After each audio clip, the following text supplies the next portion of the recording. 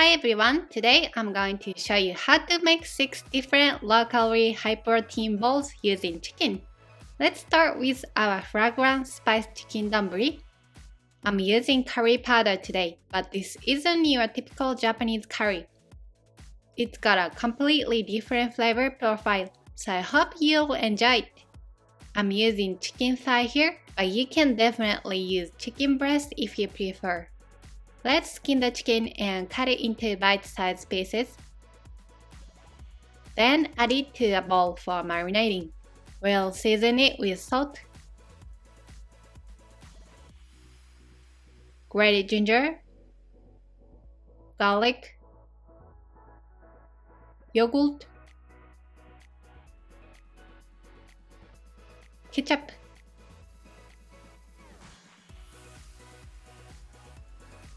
and curry powder.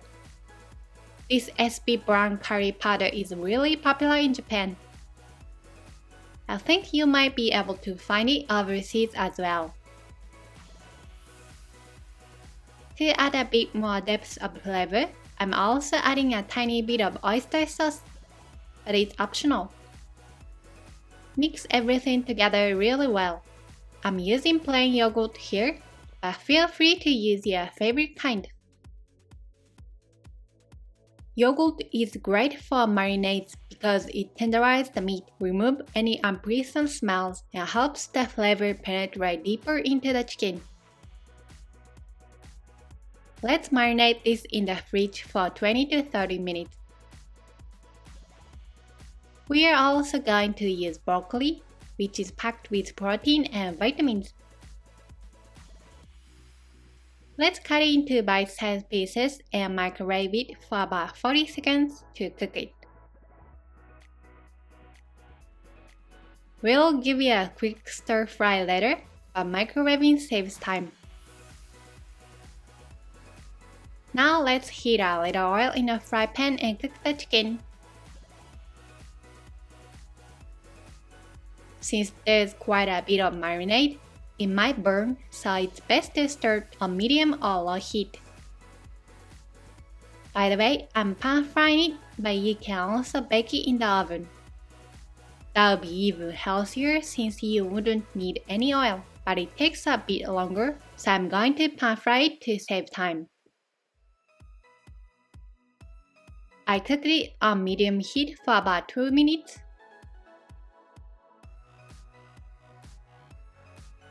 Then flip it over. I was worried about burning it, so I turned down the heat to low and cooked it for another 5 minutes.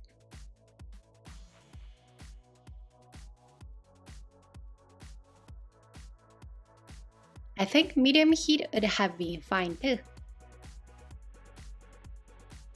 To give it a nice charred flavor, I used the kitchen torch. If you're trying to get more protein and you're tired of the same old chicken recipes, you are really going to enjoy this flavor. The ketchup adds a nice refreshing flavor and umami.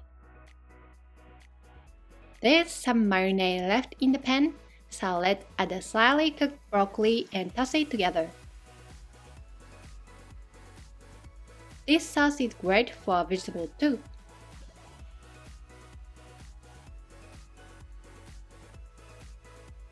And since I have some mixed beans in the fridge, I'm going to mix them into the rice to boost the protein even more.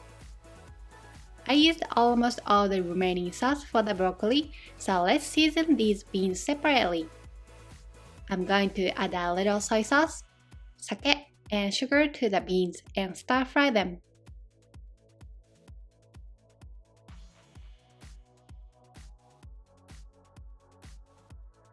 This will make the rice even more delicious.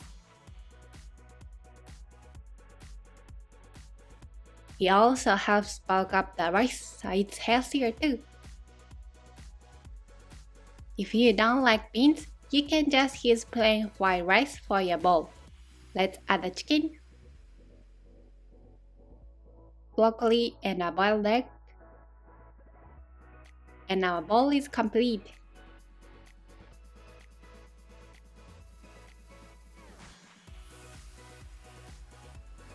Next up, let's make a low-calorie sauce Katsudon. First, let's skin the chicken breast and slice it thinly. This way, we don't have to worry about whether it's cooked through later. Unlike regular Katsudon, this sauce Katsudon uses an original sauce and is actually a famous local dish in Japan. I think there are multiple versions with their own original sauce Katsudon recipes. It's usually made with pork, but it's also really delicious with chicken. And because we're making a simple chicken cutlet with a small amount of oil, it's a healthier option. Once you've sliced it thinly like this, sprinkle some salt and pepper on it. Instead of making a batter with flour, we are going to use mayonnaise as a binder. By the way, I'm using a half-calorie mayonnaise. Spread a thin layer of mayonnaise on the chicken with a spoon. Then top it with panko. It sticks together really well. You don't have to completely cover the chicken with panko. It's okay if there are some gaps. You don't need a lot of mayonnaise, just a small amount. Let's lightly coat the other side with panko as well. This way there is less washing up to do, which is great.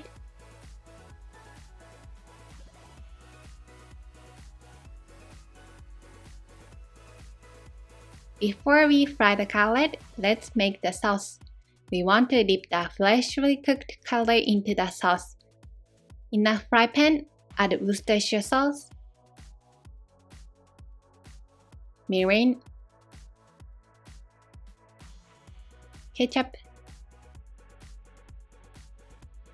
and sugar. Bring it to a simmer and stir. We are simmering it to cook off the alcohol in the mirin and mix the seasonings well. This sauce is absolutely delicious and makes any fried food taste amazing. So if you usually eat your cutlet with tonkatsu sauce, I highly recommend trying this one. Let's transfer it to a bowl so it's easy to dip the cutlet later. Clean the fry pan, add a little oil, and fry the chicken.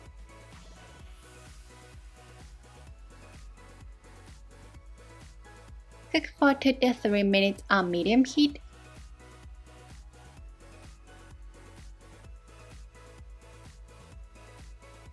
Then flip it over.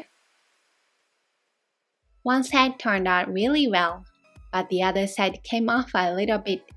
Even so, as long as one side is crispy with panko, the sauce will stick to it nicely, so it's not a problem at all.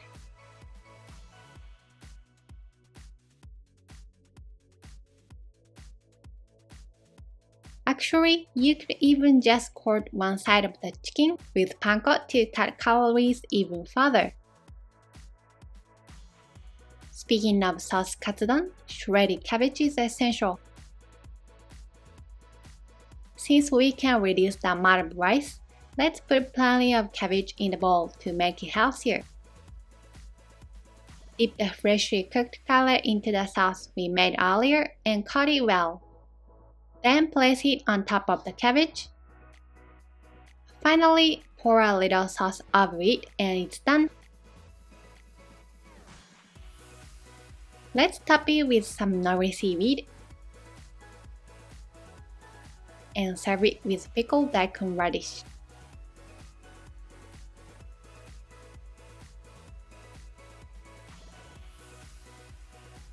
Next, let's make banban chicken donburi.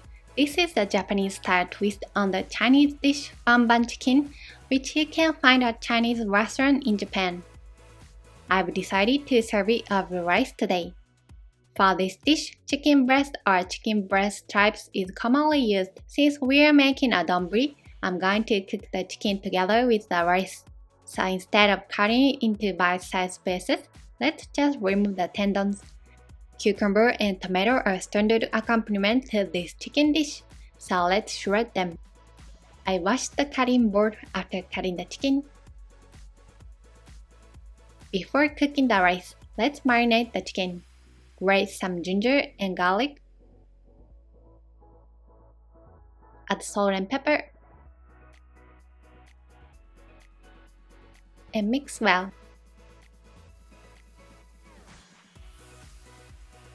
Now let's prepare the rice. Rinse the rice until the water runs clear, then transfer it to a colander and drain well. Put the rice and water in a pot. You can of course cook the rice and chicken in a rice cooker, but I'm going to use a pot. I added some sake and shantan. You could also add a small amount of your favorite stock powder or bouillon instead of shantan. Since we are making a sauce for the chicken later, it's okay if you don't add these.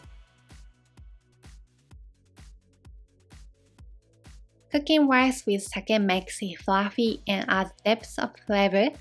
Of course, you can omit the sake if you prefer. Mix well, then add the chicken and spread it out so it's not overlapping.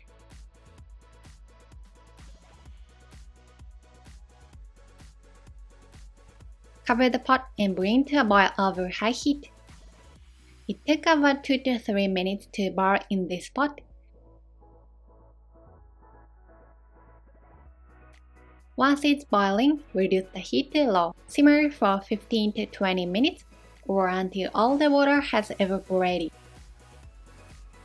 While the rice is cooking, let's make the most important part, the sauce. The key ingredient in the sauce is peanut butter. Today I bought a peanut butter with crunchy peanut pieces. This sauce will make about 2 servings. Add rice vinegar, soy sauce, and sugar, and mix well. Adjust the amount of sugar to your taste. I recommend adding it little by little while tasting. Instead of peanut butter, you can also use white sesame paste. Use whichever you prefer, or you could even mix the two together. By the way, in China, bamban chicken is a dish made with steamed chicken and topped with Sichuan sauce, and a spicy sauce called kaimi sauce. I haven't tried the Chinese version, but I imagine it's spicy. Chinese and Korean people tend to prefer spicy food, but Japanese people might be a little less tolerant of spice compared to other Asian countries.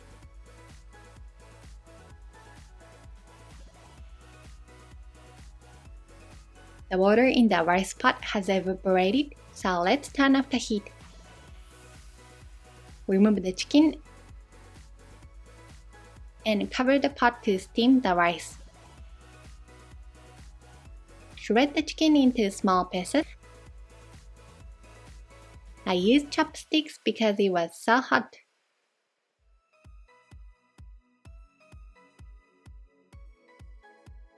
Ideally, you should let the rice steam for about 10 minutes after turning off the heat, but I'm impatient, so I'm going to mix it now.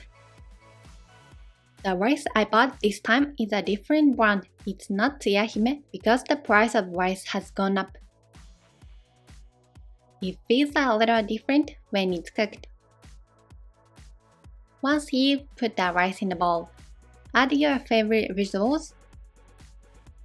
I recommend lettuce, but I'm using daikon radish, carrot, and a little mizuna. Garnish with tomato and pour the sauce over it, and it's done.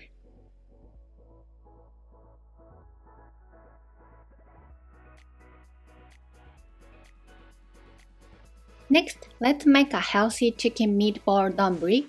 Since we are using tofu to bulk it up, Let's squeeze out as much water as possible from the top first. Wrap it in paper towels, put a weight on top, and leave it for a while. Now let's finely chop the onion.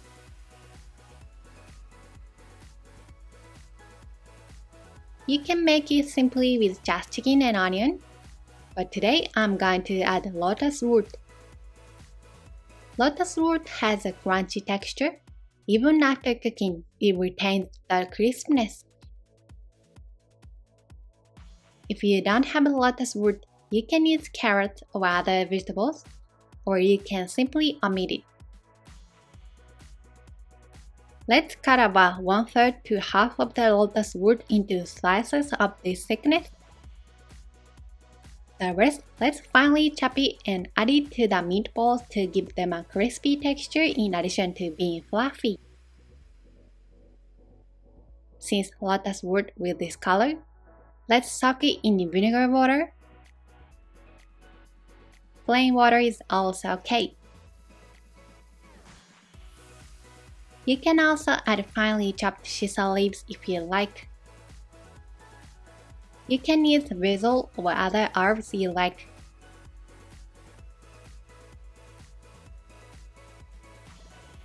After lightly patting the onion dry, sprinkle a little potato starch on it. This will prevent the meatballs from becoming soggy and help them hold together better. Mix well, then add the ground chicken. This is ground chicken breast, which is very low in fat. Squeeze the top firmly by hand to remove as much water as possible before adding it. Adding sesame leaves gives it a really refreshing flavor. Drain the lotus root and squeeze out any excess water with paper towels before adding it. Add the sesame oil, soy sauce, shantan. You can use other stock powder, salt and pepper. We are adding tofu to bulk it up, but of course you can make it with just meat. My husband sometimes dislikes chicken breast because it can be dry, but with this cooking method, he says it's moist and really delicious. You can bake these meatballs in the oven or pan fry them, but today I want to boil them. It's a very healthy way to cook them without using any oil. Bring a pot of water to boil and drop in the meatballs. Boil for 4 to 5 minutes.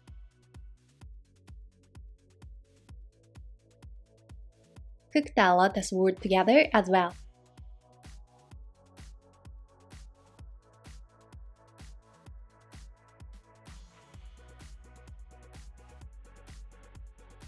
Four to 5 minutes is enough for the lotus root. Since we have some delicious chicken broth here, let's make a super easy soup using this stock. Add shantan, soy sauce,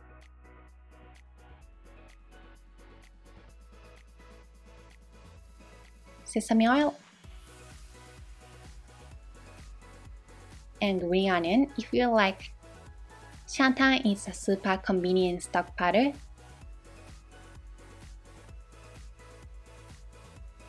That can be used for ramen soup and other dishes. It contains both meat and vegetable extract. I really like it because it can be used for a wide variety of dishes. If you are interested, please check out my tools and seasonings in the description section.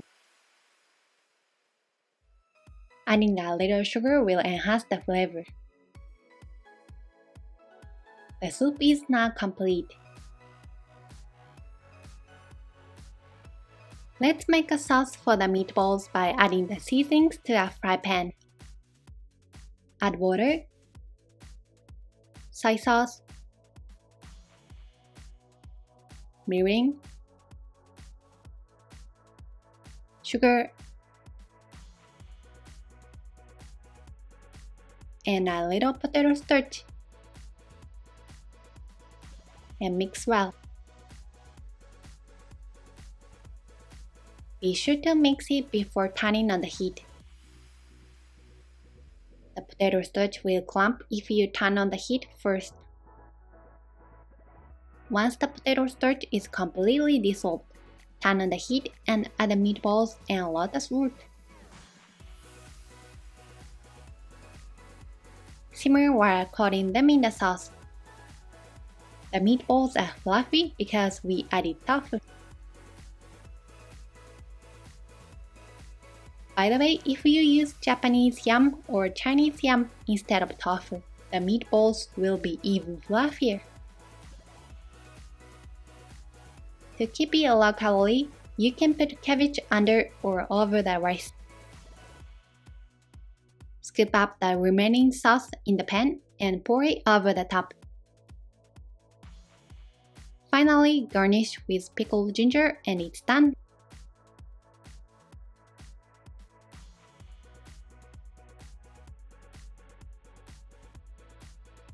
Next up, let's make a tomato chicken curry donburi. When we think of curry, these are the first vegetables that come to mind. Let's chop the onion and carrot.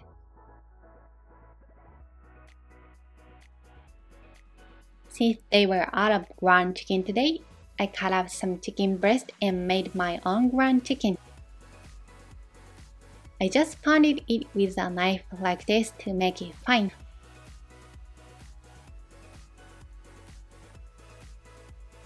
Let's fry the onion and carrot in a fry pan with a little oil. Fry for a few minutes until they soften.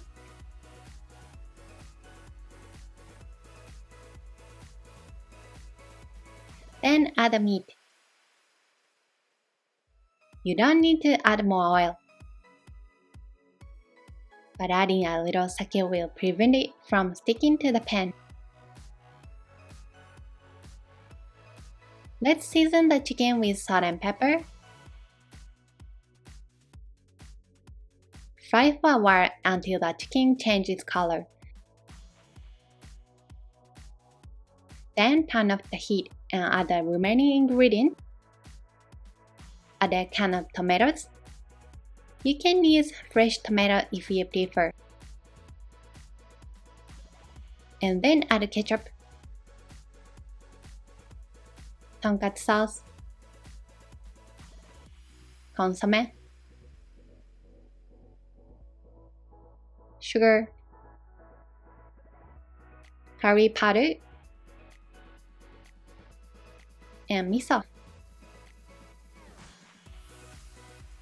Mix well while dissolving the miso. Turn on the heat and simmer. Simmer until the liquid has completely evaporated. Since I only used 100 grams of chicken this time, the tomato flavor is quite strong, but you can increase the amount of meat if you like. When I tasted it, I thought it needed a bit more richness, so I added a little high meat and sugar.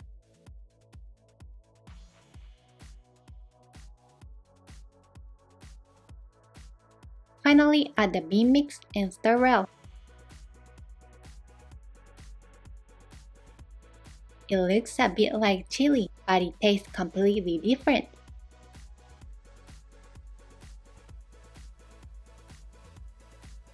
Finally, season with salt and pepper and it's done.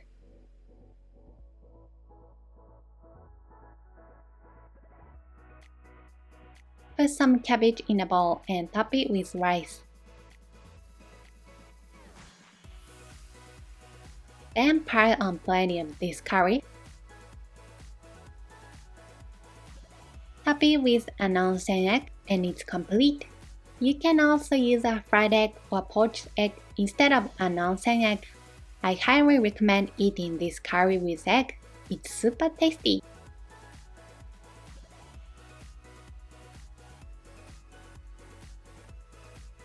And finally, let's make a low-calorie Oyakodon.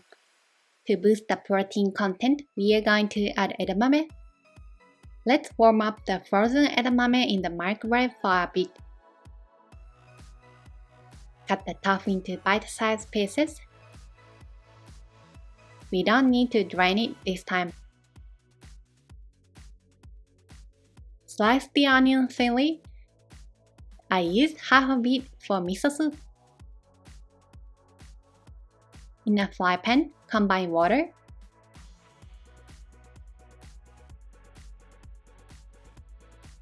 soy sauce,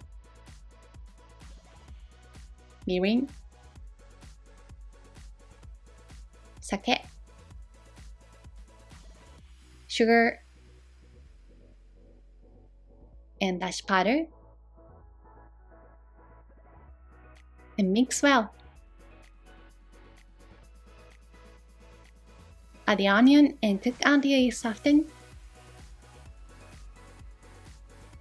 If you added tonkatsu and egg at this point, you'd have Katsudon, but since we are making a healthier version today, let's add ground chicken breast.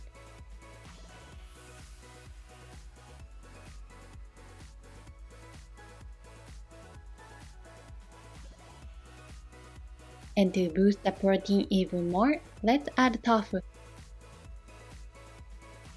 Cook until the chicken is cooked through and most of the liquid has evaporated without a lid.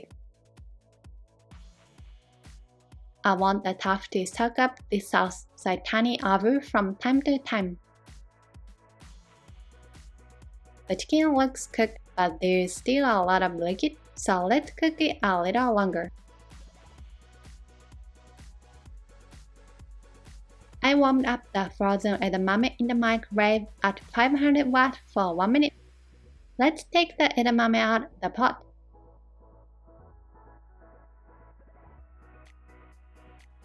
Mix the edamame into the rice. Edamame is packed with vitamins and is classified as a vegetable, but it's also high in protein, making it a superfood. Since most of the liquid has evaporated from the pan, let's put a little of the tofu and meat on top of the rice. Prepare the beaten eggs and pour them over the remaining tofu and meat in the pan. The amount of tofu and meat was quite large, so I thought it would be easier to cook the eggs if I reduced the amount of tofu and meat a little before adding the eggs. Add the whites first and cook until almost done. Then add the yolks. Cook the yolks to your desired doneness and it's complete.